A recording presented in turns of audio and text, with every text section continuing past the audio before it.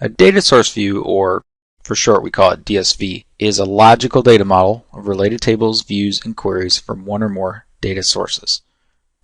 Now that may not be that clear, so let's take a look at a data source view and explore what we really do with it and how it's used when we're designing an analysis services multidimensional model. When we're going to develop an analysis services multidimensional database, the first thing we do is to implement a data source view. That data source view is built upon our actual source database, and we need the data source view in order to surface data to the analysis services objects. So the first thing you may ask is, why don't we just build the analysis services database on top of the database in the first place and skip this step? And that's a really good question. There are a few really good reasons why we need the DSV. The first is that the DSV allows multiple source databases to be joined into one analysis services solution. Now, you may not actually have this requirement in your project, but sometimes you will have that need, and the DSV is a very flexible way to enable this kind of a solution.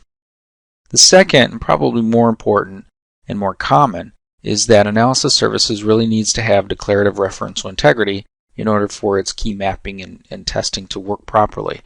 And your source database may not have actual foreign keys defined in the relational database, so the DSV is a place that you can declare those relationships to analysis services even if they're missing underneath.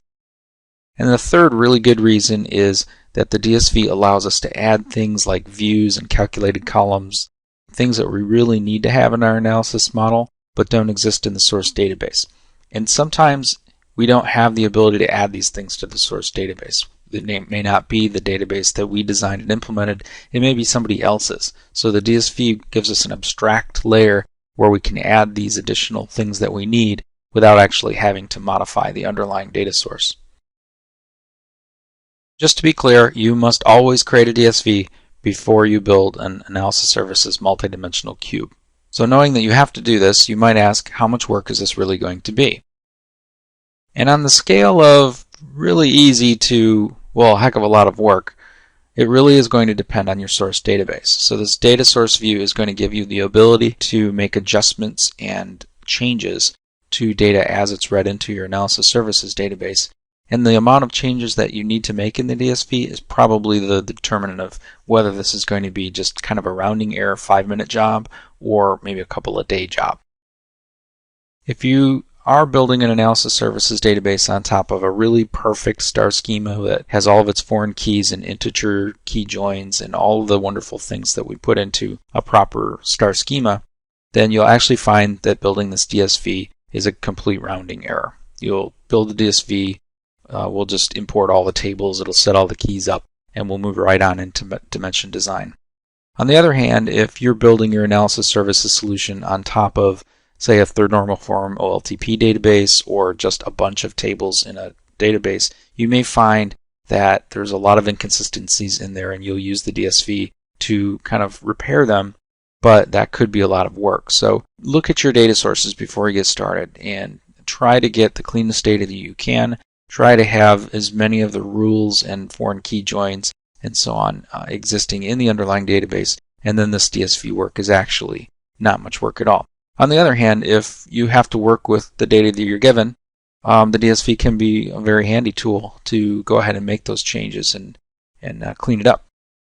So we'll start to talk a little bit about specifics. The DSV reads data from multiple kinds of data sources, basically OLDB data sources. This is going to be your first choice. Those are things like SQL Server, Oracle, Teradata.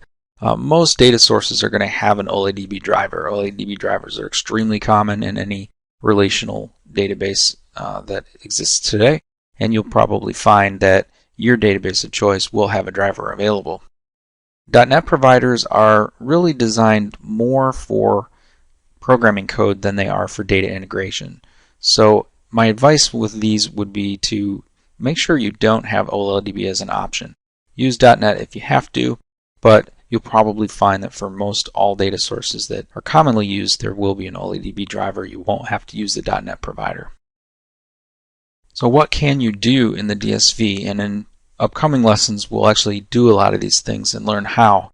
But just to summarize them, First is we can bring in tables from one or more underlying data providers. We'll do this pretty much every single time.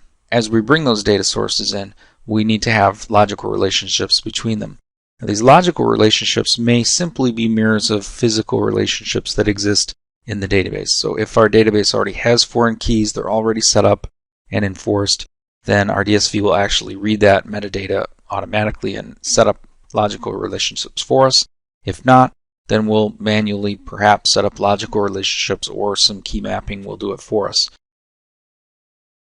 The next thing that we can do in the DSV, which is very commonly used and very handy to have, are named calculations. And if you've ever created a calculated column in a relational database of some kind, that's basically what a named calculation is. For example, we may need a column that multiplies a quantity times a price to get an extended amount that isn't in the underlying database, and we'd like to have that in our model. We can actually create that calculation in the DSV so that it appears to analysis services that that column exists. Similar to named calculations are named queries.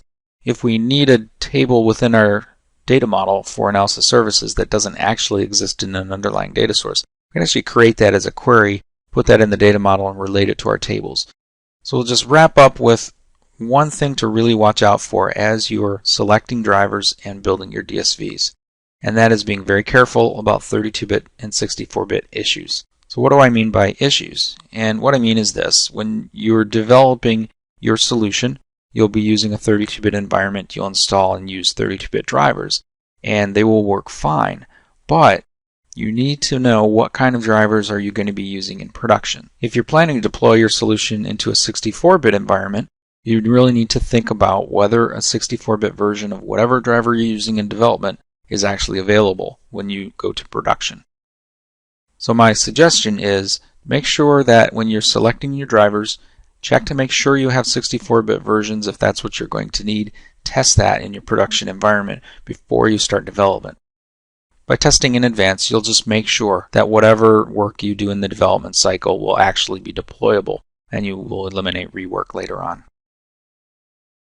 Okay, so in the next lessons, we'll actually get started and create DSVs, and from there, continue to build out our analysis services solution.